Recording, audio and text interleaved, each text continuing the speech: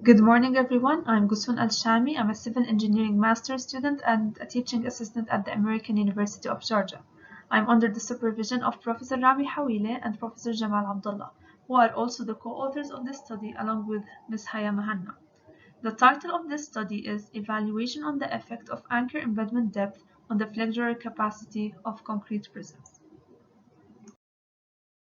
This is the outline of our study. I will start with a brief introduction, moving on to the research significance and objectives. Then we'll present the experimental setup, discuss the results, and end up with the conclusion. Using fiber-reinforced polymers (FRP) to strengthen and retrofit existing and new reinforced concrete structures has gained a wide acceptance in the last decades. The conventional FRPs consist of high-strength fibers such as the carbon CFRP, glass GFRP, basalt BFRP, and aramid AFRP that add enhancement to the structures in terms of ductility, axial capacity, flexural capacity, shear capacity, durability, and increase of fatigue life and stiffness. The advantages of FRP compared to traditional strengthening techniques include high strength-to-weight ratios, ease of installation, durable, versatile, reduces maintenance cost. They enhance also the axial capacity, flexural capacity, and shear capacity. The main disadvantage of this strengthening system is premature debonding, which is the main failure mode in FRP strengthened RC members, where FRP laminates debond from the concrete substrate at low FRP strains due to the increased stresses between the FRP and the concrete. Delamination is another form of debonding brittle failure, where the FRP laminates detach from the concrete surface with the concrete cover adhering to it. Delamination occurs by the formation of cracks close to the end of FRP laminate due to the high stress concentration at that point, and therefore the cracks then propagate, causing separation of the concrete cover. FRP composites include high-tensile fibers that are embedded in an epoxy matrix. The quality and reliability of the bond depends on the material properties of the epoxy matrix and the properties of the concrete substrate, such as the concrete compressive strength and roughness and cleanliness of the concrete surface. There are two common and effective strengthening techniques to strengthen beams in flexure using FRP materials, which are the externally bonded reinforcement (EBR), where fibers are oriented along the longitudinal axis of the beam as shown in the figure here, and the primary failure mode of this technique is debonding. Moving on to the second technique, which is the near surface mounted NSM reinforcement, where the FRP bar or strip is inserted in a previously cut groove. It's suitable for strengthening regions where negative moments occur, and it requires more concrete cover space. Developing anchor systems for externally bonded FRP laminates has been the interest of many recent research studies. These anchor systems aid in enhancing the strength and deformability of strengthened concrete structures, and they provide load transfer mechanism after debonding. Anchor systems are used to satisfy different purposes, such as to delay or prevent interfacial crack opening, to increase the total interfacial shear stress, and to provide a stress transfer mechanism. There are many types of anchor systems that are being used to anchor FRP sheets to concrete members. These include FRP spike anchors, transverse U-wrapping, U-anchors, FRP strips, and mechanically fastened anchors.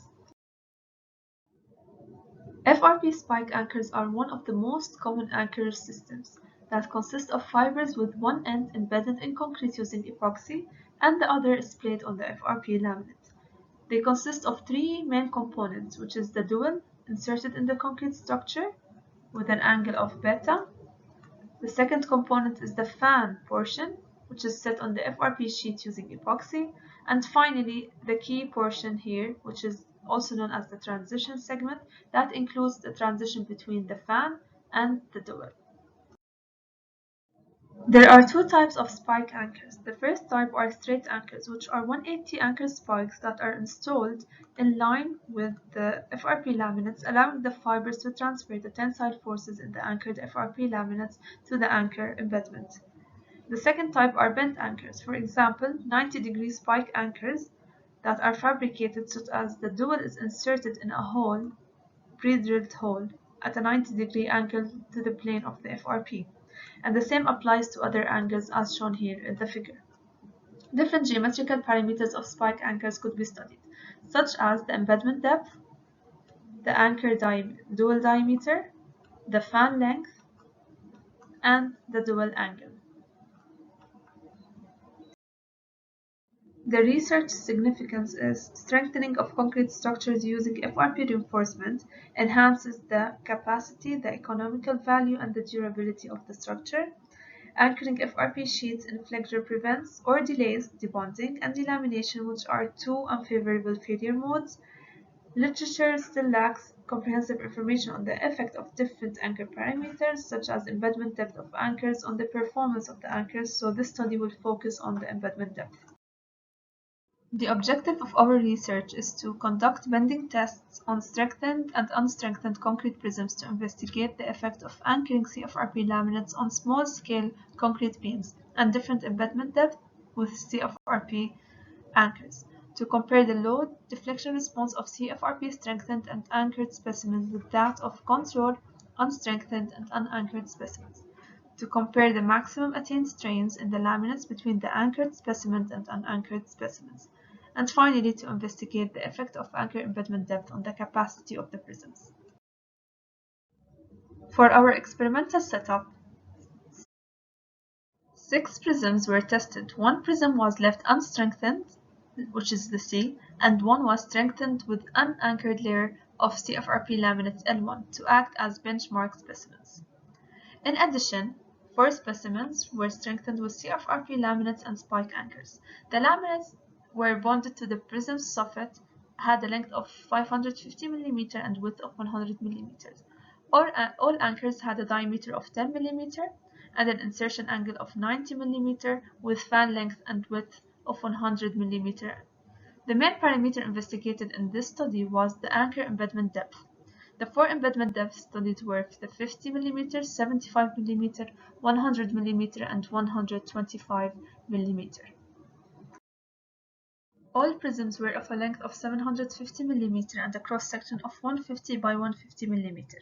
To ensure flexural cracking at the midspan, a 25 mm notch with a width of 3 mm was cut at the bottom of the midspan of the prisms, as shown in the figure. The prisms were tested under 2-point loading at a displacement control mode of a rate of 0.25 mm per minute. To monitor the strain in the CFRP laminates, one strain gauge was placed on the CFRP near the center of the strengthened prisms, as shown here in the figures. Moving on to the results and discussion.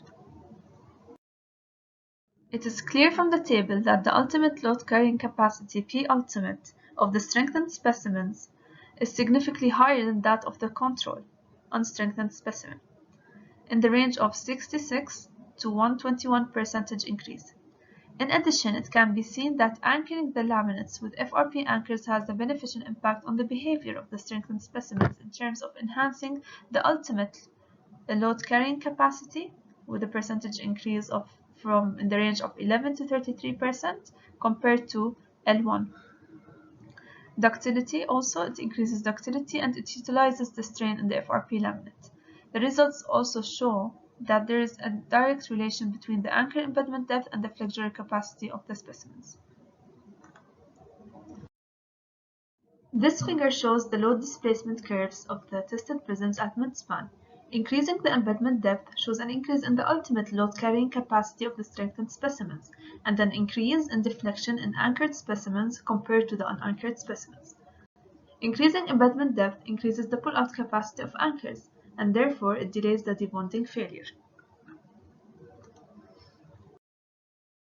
Moreover, increasing the anchor embedment depth increases the capacity of the prism and strain utilization due to the increase in the anchor pull-out capacity. The following figure shows the percentage increase with respect to the unanchored specimen and the percentage increase with respect to the unstrengthened and unanchored prism.